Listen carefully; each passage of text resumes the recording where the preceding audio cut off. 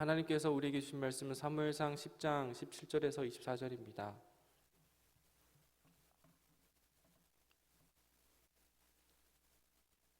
사무엘상 10장 17절에서 24절입니다.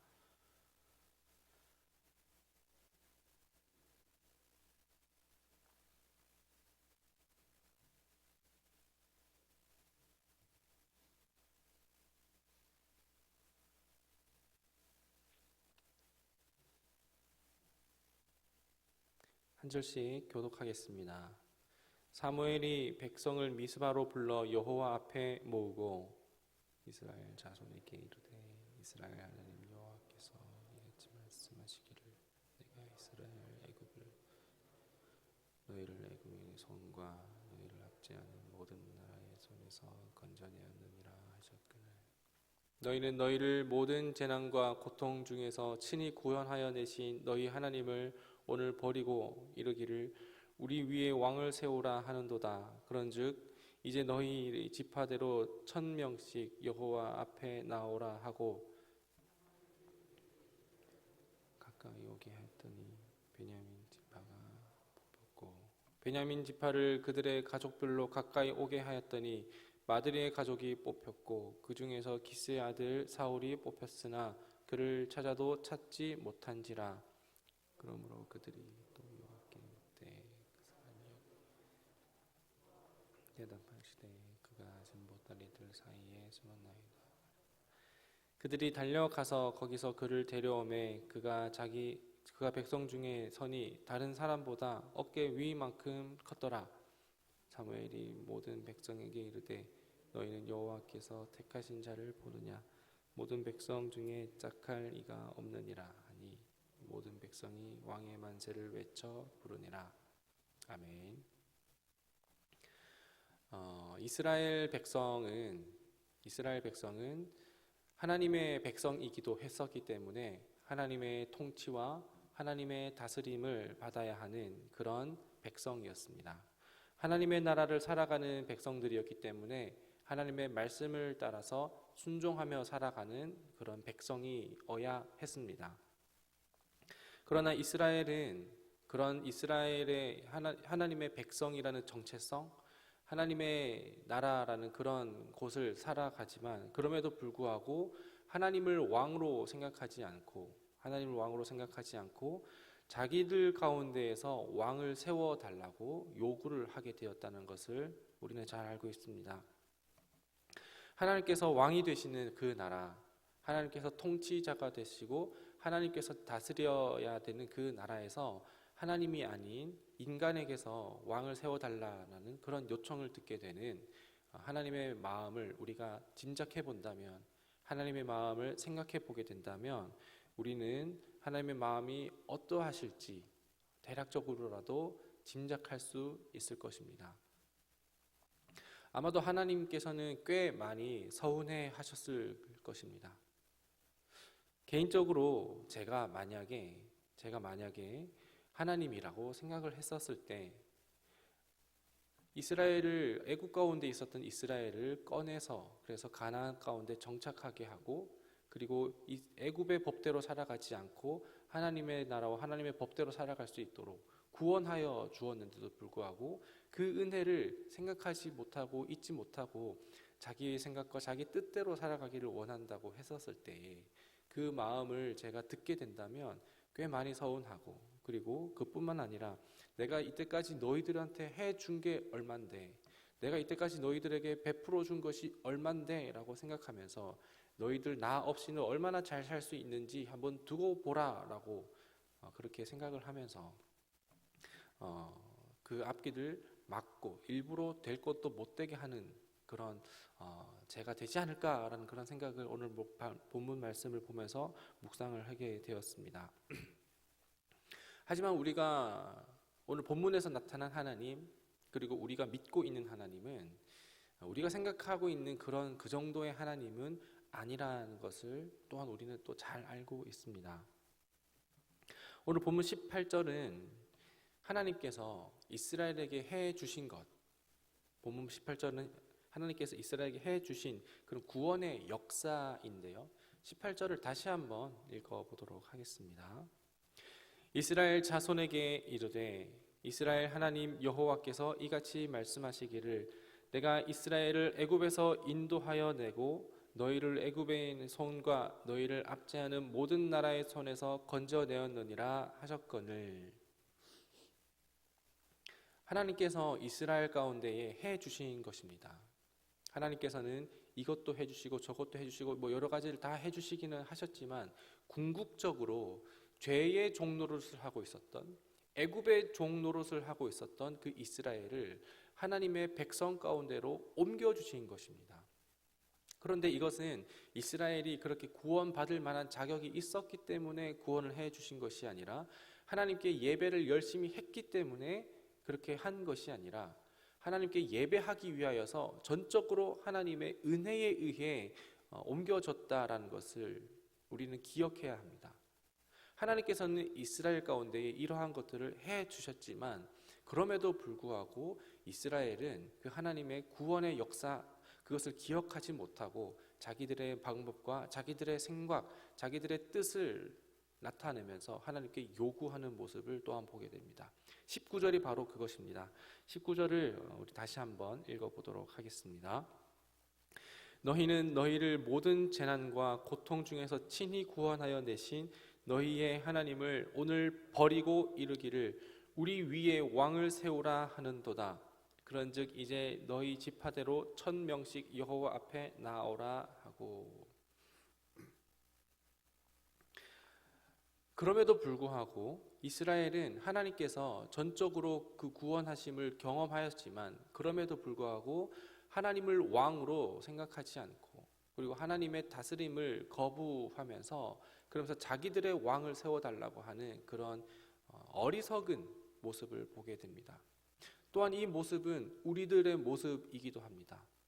우리는 하나님의 나라를 살아가면서 하나님의 말씀을 따라서, 하나님의 법을 따라서 하나님의 통치를 받아야 하는 것이 우리의 모습이지만, 그럼에도 불구하고 우리는 우리 가운데에 내가 왕이 되면 좋겠습니다, 내 삶 가운데에 하나님의 다스림이 느껴지지 않으니, 하나님의 방법이 제대로 되는 것처럼 생각되지가 않으니, 하나님, 저는 돈이 제 왕이 되면 좋겠습니다, 제가 거하고 있는 그런 삶의 터전이 왕이 되면 좋겠습니다, 저를 제대로 이끌어줄 수 있는 그런 사람이 왕이 되면 좋겠습니다 라는 그런 마음이 우리 가운데는 무의식적으로 은연중에 나타나고 있는 것이 우리의 모습입니다. 여기에서 말하는 19절에 친히 구원하여 되신 그 하나님을 버리고라는 그런 말이 있습니다. 버렸습니다. 이스라엘은 하나님을 버렸습니다. 하나님은 이스라엘을 버리지 않으시지만 이스라엘은 하나님을 버리고 다른 왕을 따라가는 것을 보게 됩니다. 우리는 신약 성경에 예수님의 비유를 통하여서 이 모습이 또한 있다라는 것을 우리는 알고 있죠. 무엇이냐면 잃어버린 아들입니다. 잃어버린 아들입니다. 둘째 아들은 아버지가 있었음에도 불구하고 아버지로부터 떠나가려고 합니다. 아버지께 유산을 요구를 합니다. 아버지께 무슨 유산을 요구하느냐? 아버지께서 죽어야만이 받을 수 있는 그 유산을 요구하는 것입니다. 유산이라는 것은 아버지께서 죽어야만이 받을 수 있는 것인데, 유산을 요구한다라는 것은 더 이상 이제 내게 있어서 아버지의 존재는 필요가 없습니다. 저는 아버지의 통치와 아버지의 다스림을, 아버지의 간섭을 바라지 않습니다. 제가 원하는 것은 아버지가 아니라 아버지의 것입니다 라는 그런 이야기죠. 그래서 둘째 아들은 아버지로부터 유산을 받아서 아버지가 다스리는 그의 나라에서 살아가지 않고, 아버지의 손길이 닿지 않는, 아버지의 눈길이 닿지 않는, 아버지의 영향력이 닿지 않는 먼 타국으로 가서 자기가 왕 노릇을 하면서 살아가게 됩니다.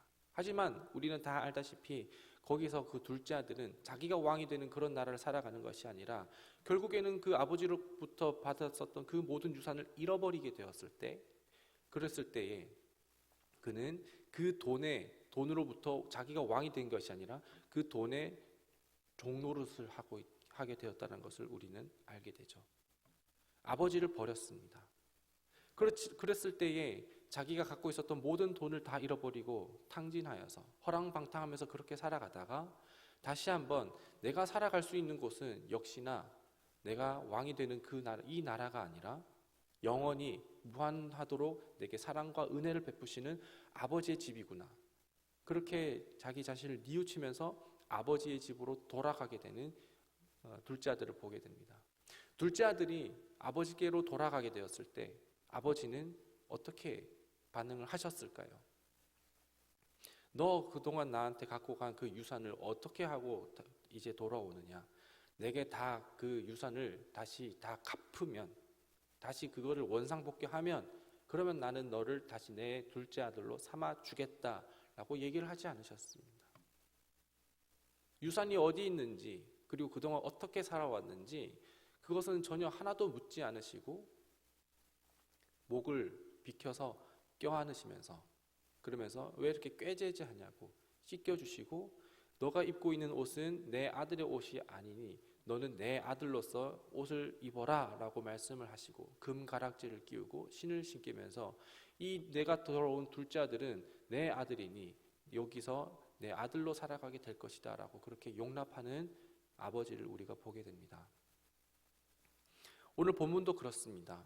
이스라엘은 하나님을 버리고 자기 자신들 가운데 왕을 세워달라고 그렇게 요구를 하면서 자기들 위에 하나님이 아닌 인간의 왕을 세워달라고 이렇게 얘기를 합니다. 그러면 우리는 하나님은 우리의 인간의 방법대로 생각한다면 그렇게 나올 분이 아닌데, 하나님은 여전히 이 이스라엘 가운데에, 우리 가운데에 하나님의 사랑을 나타내시는 거죠. 이것이 하나님의 사랑입니다. 우리가 우둔하고 분별력 없는 그런 마음으로, 그런 상태로 우리의 생각과 우리의 마음을 주장하지만 하나님은 여전히 우리를 사랑하셔서 그런 우리들을 때로는 책망하고 징계하시기도 하지만 때로는 그런 우둔한 우리들을 품어주셔서, 그럼에도 불구하고 그런 방법을 통하여서 우리의 뜻을 이루는 것이 아니라 하나님의 뜻을 이룬다라는 것을 오늘 우리는 보게 됩니다. 그래서 하나님은 이스라엘의 왕을 세워주시면서 비록 하나님께서 생각하시지 않았던 방법이지만 그 방법을 통하여서 하나님은 또한 하나님의 나라와 하나님의 역사를 이루어 가신다라는 것을 보게 되는 것이죠. 오늘 이 본문 말씀을 통해서 우리가 생각할 것은 결국 우리는 여전히 하나님께로 돌아가게 되어 있으며 하나님의 통치를 받게 되었으며 우리는 우리의 생각대로 우리의 계획대로 얘기를 하고 그리고 하나님께 요구를 하고 벗어나려고 하고 심지어 하나님을 버리려고 하지만, 그러나 우리는 하나님의 통치 아래에 하나님의 다스림을 받는 그런 존재임을 우리는 부인하지 못하게 될 것이라는 것을 우리는 기억하게 됩니다. 그렇기 때문에 오늘 하루를 살아갈 때에 주님의 다스리심과 주님의 통치하심을 벗어나려고 하는 것이 아니라 거기에 순복하면서 살아가게 되는 우리 모두가 되시기를 간절히 소망합니다.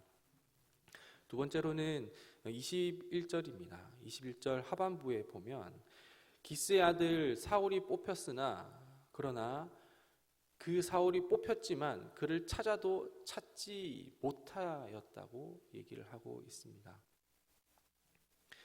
기스의 아들을 찾았지만 그 기름 부음을 받았고 그 기름 부음을 받은 왕을 찾기를 원하지만 사람들은 그 기스의 아들 사울이 그들 가운데에서 어디에 있는지 찾지 못하였다라고 얘기를 하고 있습니다. 그런데 22절 하반부에 보면 여호와께서 대답하시되 그가 짐 보따리들 사이에 숨었느니라 라고 말씀을 하고 계십니다. 인간은 스스로 감추고 숨으면 인간들끼리는 그리고 나 자신은 보이지 않을 것이라고 생각을 하고 있습니다. 우리는 3세, 4세의 아기들을 보게 되면 그것을 볼 수가 있죠.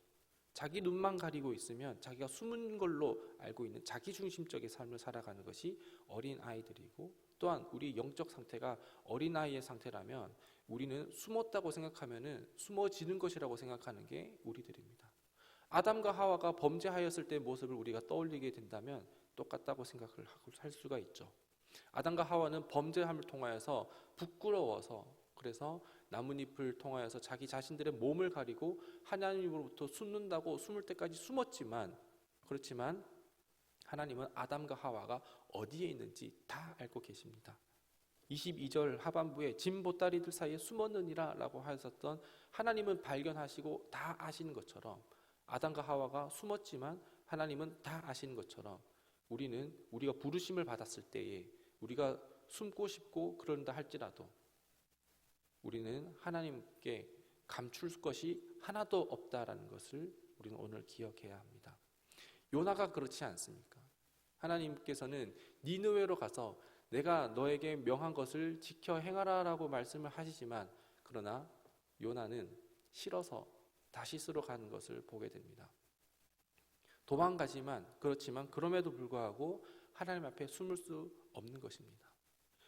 오늘 우리에게 주시는 하나님의 말씀은 이것입니다. 우리는 하나님 앞에 감출 것이 하나도 없습니다. 우리 스스로는 말하지 않으면, 드러내지 않으면 우리끼리는 모릅니다. 인간들끼리는 알 수가 없습니다. 하지만 그럼에도 불구하고 우리는 하나님께는 감출 것이 하나도 없습니다. 사울의 아들 기스의 아들 사울은 왕으로 세워지는 그 모습, 부르심을 받아야 되는 그 모습 가운데서도 숨었지만 하나님은 알고 계시고, 아담과 하와 그리고 요나처럼 하나님을부터 도망가려고 하고 피하려고 하는 그런 상황 가운데서도 하나님은 여전히 찾으십니다. 하나님께서 창조하신 이 모든 우주 만물 가운데에 우리가 숨을 곳은 없습니다. 우리가 숨고 우리가 피할 곳은 오직 우리 주 예수 그리스도 그 그늘 아래인 줄 믿습니다. 오늘 말씀을 기억하면서 오늘 하루를 살아갈 때에 다른 곳을 피하는 것이 아니라, 하나님을 피하려고 하는 것이 아니라 오히려 하나님의 날개 아래 그늘에 피하면서 살아가는 우리 모두가 되시기를 간절히 소망합니다. 기도하겠습니다. 하나님, 오늘 말씀 가운데에 또한 우리가 하나님을 알아가게 하시고 또 우리가 깨달아야 할 것들을 깨닫게 하여 주신 그 은혜에 감사드립니다.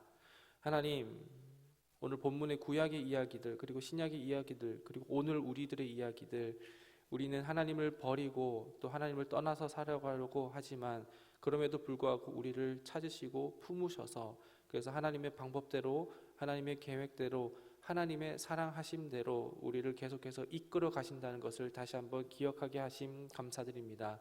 이제는 우리가 다른 왕을 세우는 것이 아니라 여전히 다시금 하나님의 왕으로서 하나님의 통치와 하나님의 다스림을 받는 오늘 복된 하루가 되게 하여 주시옵시고, 하나님의 말씀이 부담스러워서 피하고 숨는 것이 아니라 하나님께서 주시는 그 말씀을 우리가 붙잡고 담대히 나아가게 하시고, 세상 가운데에 하나님의 그늘 아래 숨는, 하나님의 그늘 아래 피하는 우리 모두가 되게 하여 주시옵소서. 오늘 이 예배 가운데 나올 때에 그냥 빈손으로 나오지 않고 하나님께 준비한 기도 제목을 올려드리면서 드린 예물이 있습니다. 하나님, 이 귀한 예물 받으시고 그 기도 제목이 하나님께 들려지게 하시고 어떠한 방식으로든 하나님의 방법대로 응답되는 귀한 역사가 있게 하여 주시옵소서. 모든 은혜 감사드리며 예수님의 이름으로 기도드립니다. 아멘. 하늘에 계신 우리 아버지의 이름을 거룩하게 하시며 아버지의 나라가 오게 하시며 아버지의 뜻이 하늘에서와 같이 땅에서도 이루어지게 하소서. 오늘 우리에게 일용할 양식을 주시고 우리가 우리에게 잘못한 사람을 용서하여 준 것 같이 우리 죄를 용서하여 주시고 우리를 시험에 빠지지 않게 하시고 악에서 구하소서. 나라와 권능과 영광이 영원히 아버지의 것입니다. 아멘. 이 시간 우리 함께 통성하시면서 통성으로 기도 제목을 가지고 기도하겠습니다.